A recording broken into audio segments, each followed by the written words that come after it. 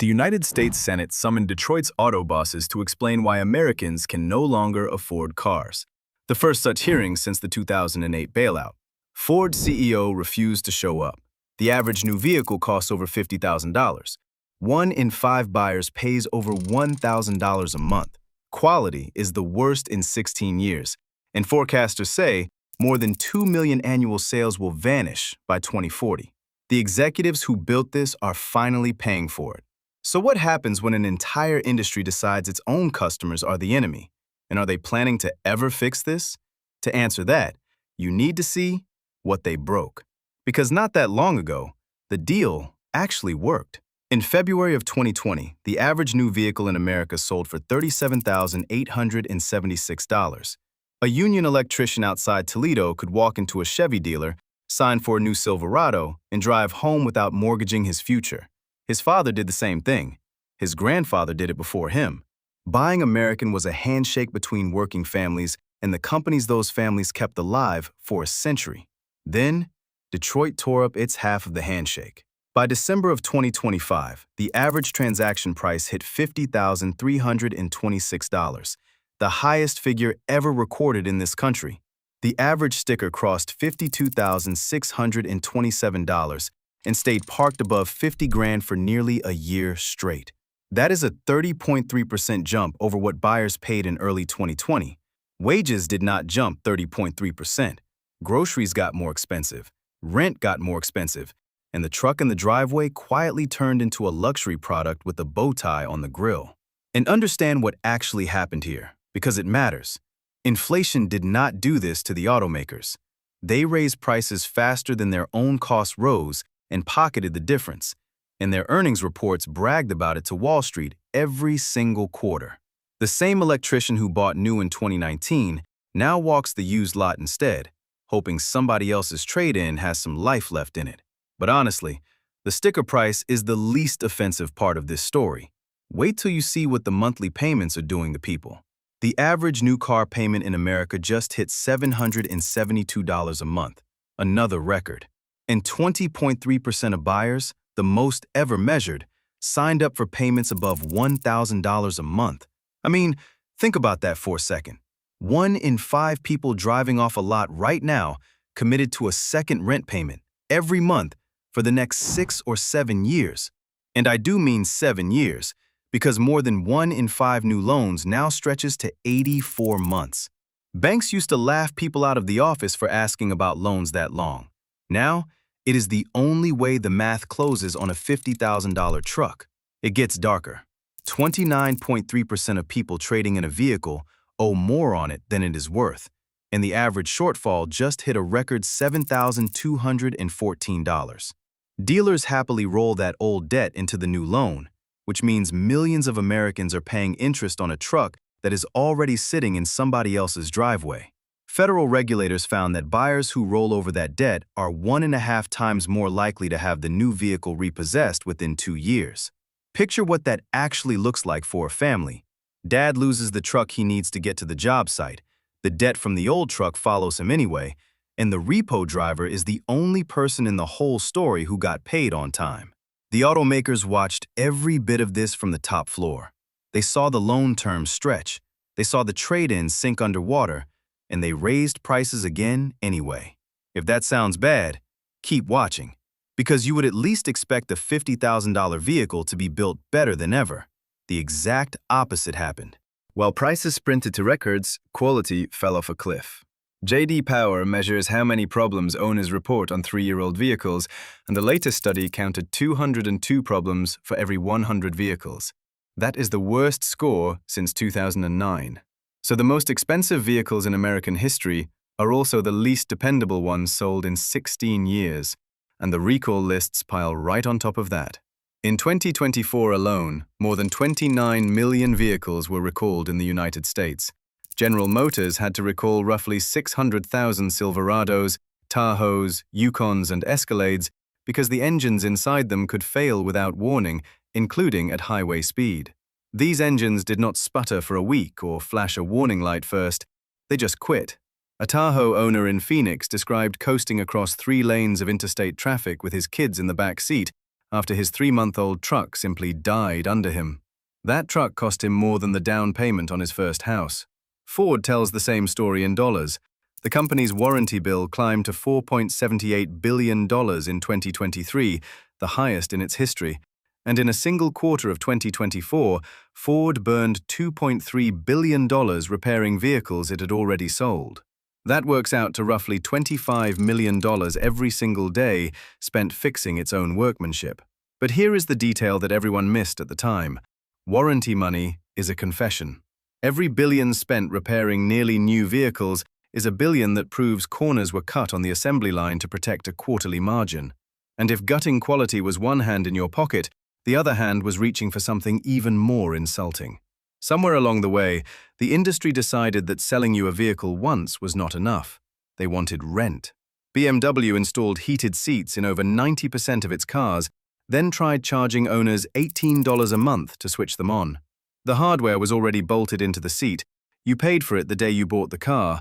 They just locked it behind a paywall like a mobile game.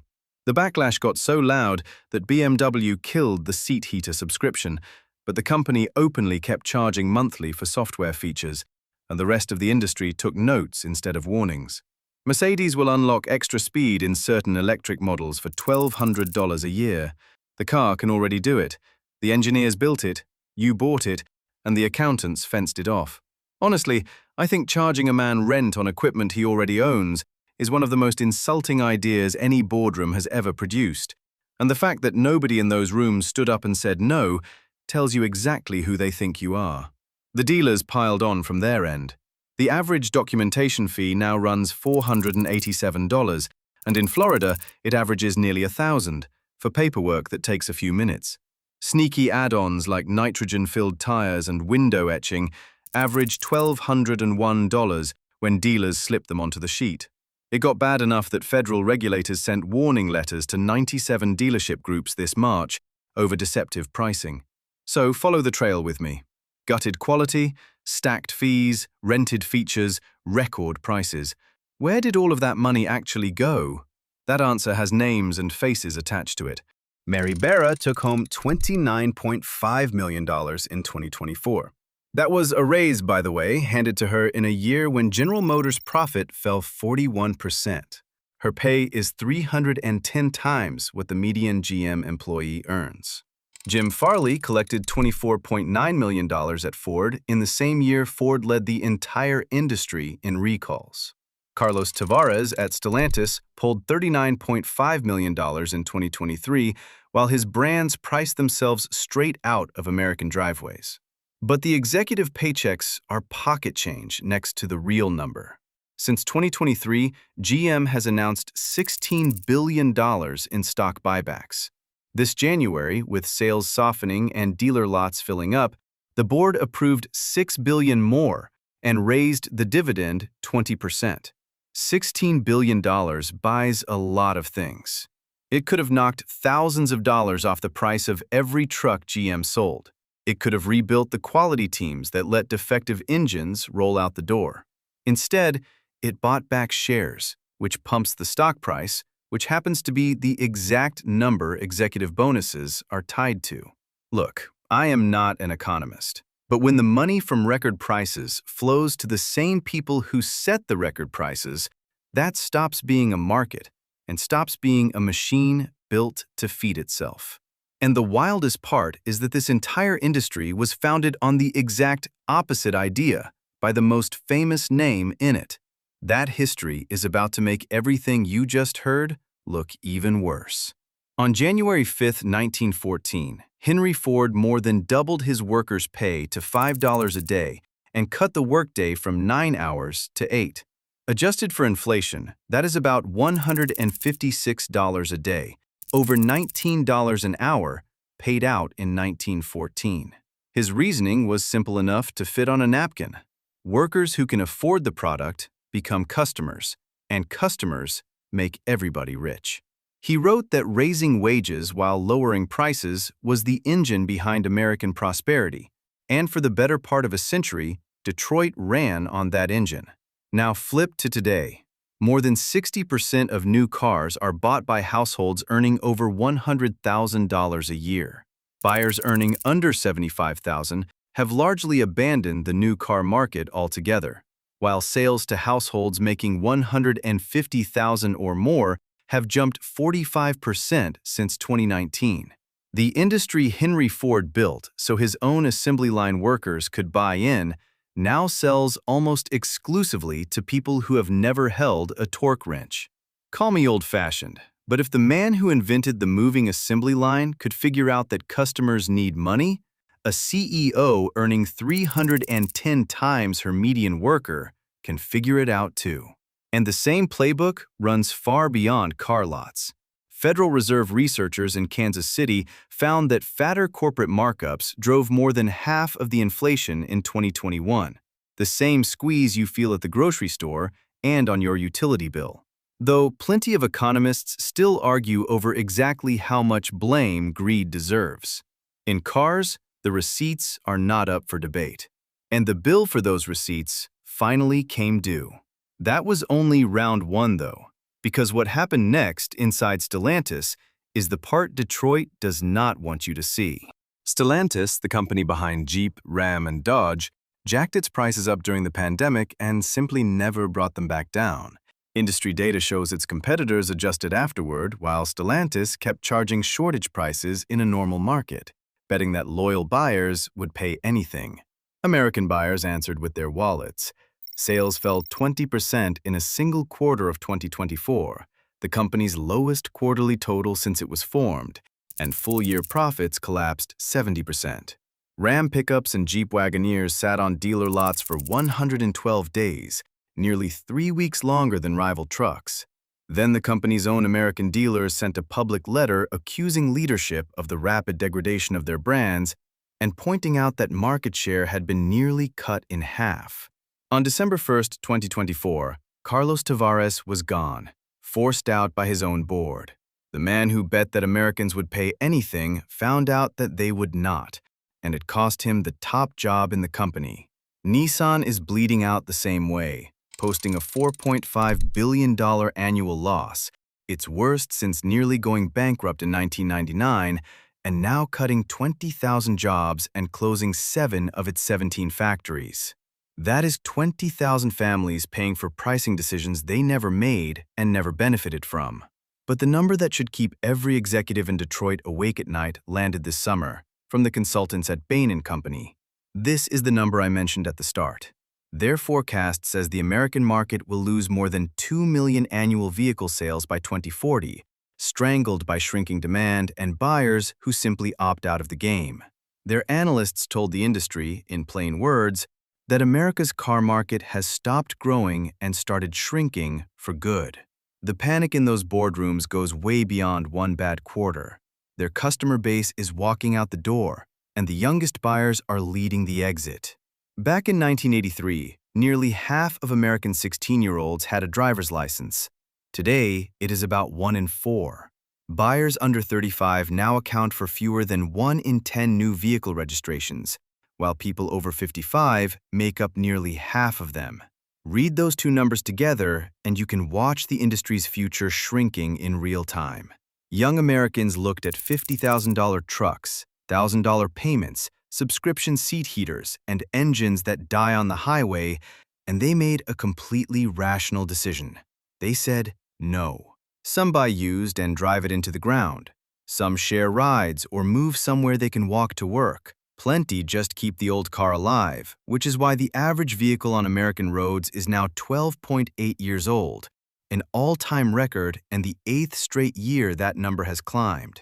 Every one of those aging cars sitting in a driveway is a quiet protest vote against the sticker in the showroom window. The industry likes to blame phones or cities or some imaginary laziness in young people. The real answer is sitting right there in the math. A whole generation did the math that the CEOs refused to do, and the math said, the deal is broken. Your grandfather's generation saved up for a first car like it was a rite of passage into adulthood. This generation looks at the same purchase and sees a debt trap with heated seats they would have to rent. Based on everything you have heard in the last 15 minutes, can you really blame them? Which brings us to the only question left that actually matters. Does anyone in Detroit have the spine to reverse course? The signals are all over the road. In December, Jim Farley said out loud that Ford does not want to make cars for everyone. A few months later, the same man stood in front of cameras promising a $30,000 electric pickup by 2027 and admitting the industry has to do better on affordability. Which Farley shows up seems to depend on the day. In January, when the Senate finally called its hearing on vehicle affordability, the first time Detroit's bosses were summoned to Washington since the 2008 bailout, Farley declined to appear and the whole hearing collapsed, with the committee chairman saying publicly that he was too scared to testify. General Motors talks about affordable vehicles too, and in the very same month approved another $6 billion in buybacks. So watch the hands, not the mouth. A real course correction looks like prices coming down, quality budgets going up, and paywalled features dying quietly. Until at least one of those three things actually happens, the panic in Detroit is just executives sweating over their own stock options, and the industry keeps bleeding a customer base it spent 2 decades treating like an ATM with a pulse. Henry Ford figured out in 1914 that his customers had to be able to afford the product. 112 years later, his successors are betting the entire American car industry on the hope that you will keep paying anyway. Every truck gathering dust on a dealer lot says you will not. GM and Ford report their second quarter earnings at the end of this month, and those numbers will show whether any of this panic has turned into actual change. Subscribe so you get the honest breakdown before their press teams dress it up.